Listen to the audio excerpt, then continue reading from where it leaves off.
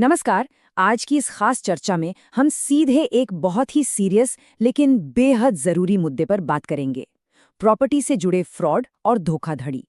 हम भारतीय न्याय संहिता यानी बीएनएस की धारा 318(4) को डिकोड करने वाले हैं, ताकि ये समझ सकें कि आखिर ये कानून हमें वित्तीय घोटालों और धोखेबाजों से कैसे बचाता है। तो चलिए, बिना किसी देरी के शुरू करते हैं। आज के इस विश्लेषण का हमारा एजेंडा बहुत ही सीधा है। हम समझेंगे कि कानूनी तौर पर धोखाधड़ी क्या है, धारा 318(4) क्या कहती है, इसके कुछ आम उदाहरण देखेंगे, सजा के बारे में जानेंगे और सबसे अहम बात, हम खुद का बचाव कैसे कर सकते हैं, इस पर बात करेंगे।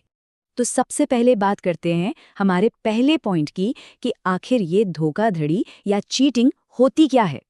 जरा सोचिए, क्या कभी किसी ने आकर कहा है कि वो किसी जादू से आपके पैसे रातों रात दुगने कर देगा, है ना? हम सब ने कभी ना कभी ऐसा कोई ऑफर सुना है जो सुनने में ही इतना अच्छा लगता है कि उस पर यकीन करना मुश्किल होता है, जिसे हम कहते हैं ना, too good to be true. बस यहीं से भ्रामक व्यवहार या धोखे की शुरुआत होती है। देखिए, धोखाधड़ी कोई हवा-हवाई बात नहीं है। कानून में इसका बहुत ही साफ मतलब है। आसान शब्दों में कहूं तो जब कोई जानबूझकर झूठ बोलता है, गलत जानकारी देता है या आपको इस तरह गुमराह करता है कि वो आपका पैसा, आपका कोई सामान या आपकी प्रॉपर्टी गलत तरीके से हथिया सके, तो बस वही धोखाधड़ी है। मतलब धोखे से किसी और की चीज को अपना बना लेना। अब आते हैं अपने दूसरे हिस्से पर, जो कि इस पूरी चर्चा का कोर है, बीएनएस की धारा 318(4।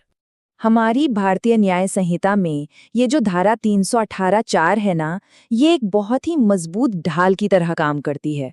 ये खास तौर पर उन गंभीर मामलों के लिए बनाई गई है जहां कोई व्यक्ति हेराफेरी या धोखे से आपकी संपत्ति या आपके पैसे हड़प लेता है। अब इस कानून के लागू होने के लिए ना 3 चीजें होना बहुत जरूरी है। पहला, किसी ने गलत जानकारी दी हो। दूसरा, उनका बर्ताव भ्रामक रहा हो, मतलब जानबूझकर अंधेरे में रखा गया हो। और तीसरा, इस धोखे का इस्तेमाल करके उन्होंने प्रॉपर्टी या पैसे छीन लिए हों। अगर ये तीनों चीजें हैं, तभी इसे इस धारा के तहत अपराध माना जाएगा। इसके पीछे का मकसद बहुत ही साफ है। जैसा कि कहा गया है, उद्देश्य समाज में ईमानदारी और विश्वास बनाए रखना है, ताकि किसी को भी झूठ की वजह से आर्थिक नुकसान ना झेलना पड़े। सच में, कोई भी सिर्फ झूठ बोलकर किसी ईमानदार इंसान की जिंदगी भर की कमाई ना लूट सके।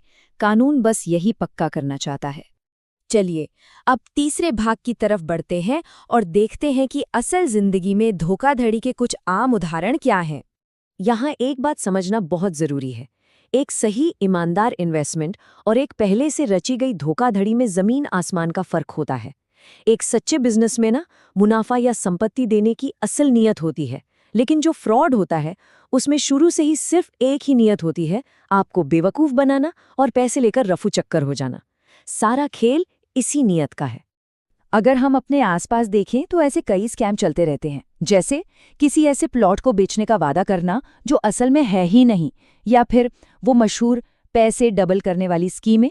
होता क्या है, ये चालाक लोग पैसे लेते हैं और फिर ऐसे गायब होते हैं जैसे गधे के सिर से सींग। तुरंत पैसा लिया और गायब। अब हम चौथे भाग पर आते हैं, सख्त कानूनी सजा। अगर कोई ऐसा करता है तो कानून उसका क्या हाल करता है। 5, जी हाँ, सिर्फ 1 नंबर नहीं है ये वो अधिकतम साल हैं जो एक दोषी को सलाखों के पीछे गुजारने पड़ सकते हैं। पूरे 5 साल की जेल। इससे आप खुद ही अंदाजा लगा सकते हैं कि हमारा लीगल सिस्टम इस तरह के अपराधों को लेकर कितना ज्यादा सख्त है। और बात सिर्फ जेल जाने तक सीमित नहीं है। धारा 318(4) के तहत अदालतें दोषी पर भारी जुर्माना भी लगा सकती हैं, और कई बार तो जेल और जुर्माना दोनों एक साथ। मतलब अगर किसी ने धोखा किया है तो उसे उसकी पूरी कीमत चुकानी ही पड़ेगी।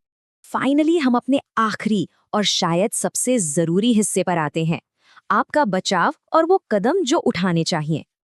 अगर कभी भी भगवान न करे ऐसा कुछ होता है, तो सबसे पहला कदम है कि घबराना नहीं है। आपको उस धोखे को पहचानना है और सारे सबूत इकट्ठे करने हैं। और फिर दूसरा कदम, बिना एक भी मिनट बर्बाद किए तुरंत पुलिस में एक फॉर्मल शिकायत दर्ज करानी है।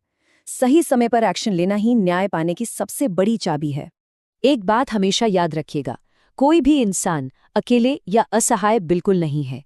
हमारा कानून खास तौर पर इसीलिए बना है ताकि वो हमारी और आपकी मेहनत की कमाई को इन धोखेबाजों से बचा सके। ये सिस्टम हमारी संपत्तियों को सुरक्षित रखने के लिए पूरी तरह से मुस्तैद है। अब जब हम इस चर्चा के अंत में आ गए हैं तो मैं आपके सामने एक सवाल छोड़ना चाहता हूँ। जरा सोचिए, अगर हम इस कानूनी जानकारी को अपने आसपास साझा करें तो क्या हम भविष्य में होने वाले घोटालों से एक ज्यादा सुरक्षित और जागरूक समाज नहीं बना सकते? बिल्कुल बना सकते हैं। जागरूकता ही हमारा सबसे बड़ा हथियार है। तो अपनी जानकारी बढ़ाते रहिए और सतर्क रहिए।